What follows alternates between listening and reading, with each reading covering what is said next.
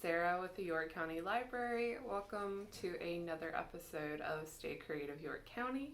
Today we are going to be making something that I had never really made before, and that is Pom Poms. So I have what I'm making today already on my little friend here. So you can see I am going to be making 3 different kinds of Pom Poms in this video out of 3 different kinds of yarn, and making a garland out of them, and then it kind of turned into a necklace for him. So the 3 different yarns I'm going to be using today are going to be this 100% cotton yarn. You can find this at most craft stores. A lot of people use it for dishcloths. So that is going to be our orange pom pom. Also, it is a medium weight or worsted weight yarn, which is something you can determine when you look at the label. I am also going to be using this acrylic yarn. It's 100% acrylic, so it's a synthetic fiber, and it is also something that you can machine wash. So I'm going to be using this. It's kind of in a mess right now. It is also worsted weight or medium weight yarn. So I'm also going to be using this yarn, which, as you can see, compared to our worsted weight yarn, this yarn is thicker. And so when you look on the label for this yarn, it is going to say super bulky. So that right there is a little icon of a skein of yarn, and there's a 6 in the middle, and it says super bulky above it. I just wanted to use different kinds of yarn that I had to see what happened with the pom-poms and what changed up my process of making them, and also how it changed the final product. Plus, I just wanted to show that you could do this with any yarn. So yeah, look around, see what you've got around the house if you're already a crafter, or you can go out and buy particular colors as well. And pom-poms are very versatile. I'm going to be using them to make a garland today, and I'm going to be doing that with a needle that I can fit my yarn through, and just going through the middle of the pom-poms. So before we get into today's video, let me show you what you're going to need. My pom-pom maker of choice is going to be a fork. So I am going to be using a fork to be making my pom-poms today. I saw this in a video and thought it was a great way to use something I have around the house. It's also a great way to reuse a plastic fork that you might have instead of throwing it away. So we're going to be needing a fork. I've also seen videos where you can use your hand or a piece of cardboard, so you might want to check that out, but today I'm going to be using a fork. And of course, you're going to need some yarn. You can have an assortment in different kinds. And we are also going to be using scissors. So when we make our pom-pom, essentially what we're doing is we're going to be wrapping yarn around this fork right here. And the reason why we're using the fork is because we have these gaps.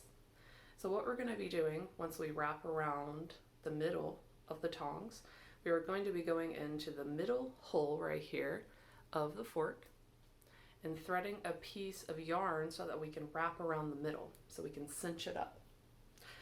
And then once we do that, we're going to cut the loops on the top and the bottom. Those loops can get kind of small, so you want to make sure that you either have some very sharp knives. These are, not knives, some sharp scissors.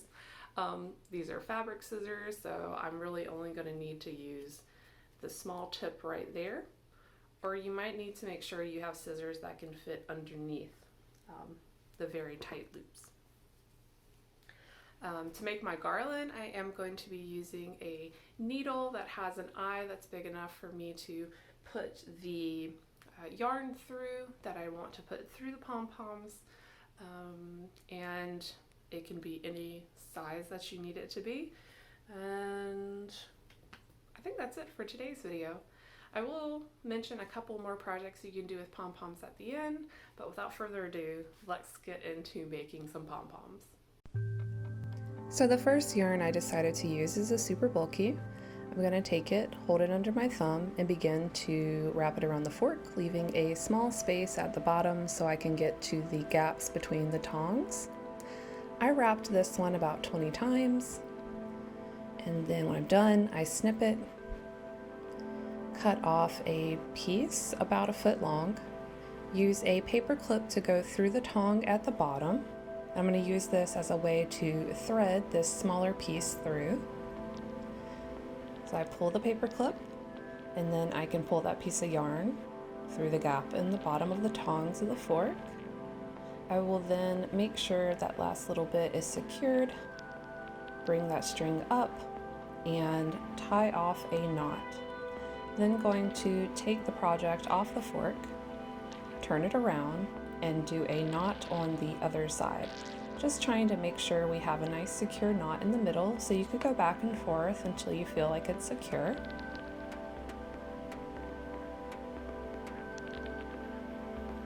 Once you have your knot in place, you can then take some scissors and start to snip the loops on either side. So these are the tops of the loops that were on the edges of the fork. So there are going to be ones on the outside and then ones near on the inside, which are the first ones that you wrapped around. So you might have to snip the outside, then kind of look through the ones you've already snipped to find the smaller ones in the center. And as you snip them, they will start to fray out and create the body of the pom pom. And don't worry about those stragglers on the side, those longer pieces. We will be able to trim these down. Just letting you see the whole process because it will take a little bit of time. So once we have that all snipped away, you can see it's now very fluffy. And then we can start to shape the outside of the pom-pom. I'm just turning it around and snipping off some of the longer bits and getting a circular shape. So there's my pom-pom, my first one.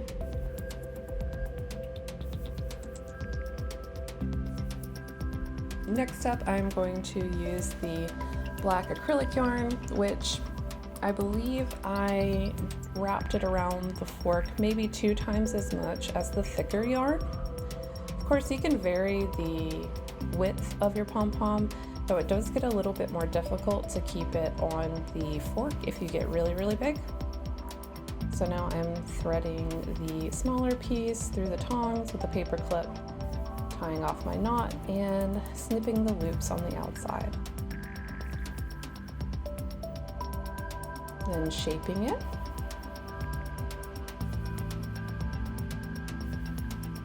And now I have 2 pom-poms. This black yarn was a little bit too fluffy. It started to shed. And now I have the cotton yarn, which is orange. I wrapped it around probably as much as I did the darker yarn. And remember, the cotton yarn and the acrylic yarn are both worsted weight, so they are not as thick as the first yarn I used, which is super bulky. Again, I've tied it off, starting to snip the loops.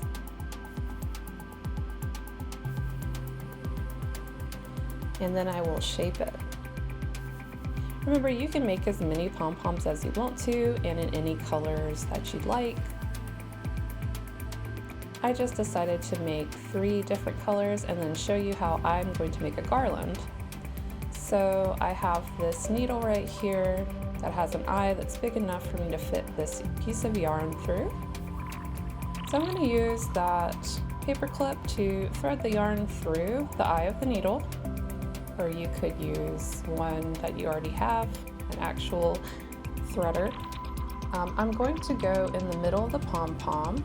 So I have where I tied it off in the middle, and I'm going to go on the side and through. So I'm going to feel for that little knot that I made in the middle, and then go on either side of it. And then I have my garland. You can use this garland to decorate on a wall, And remember, you could take these pom-poms off and change the color, or you could use them for something silly like a tiara for your skeleton. This is my Halloween decoration berry. Okay, friends, so there we have it. We have our pom-poms. And like I said before, these can be reused. All I have to do is snip the string, take them off, and then I can reuse them for other projects or for other decorations. So I remember as a kid, you could take a little piece of foam or something that was flat, cut out little feet to put it on top of, and then put some googly eyes on it. So you could do that. You could sew them together and stack them in ways that create a creature.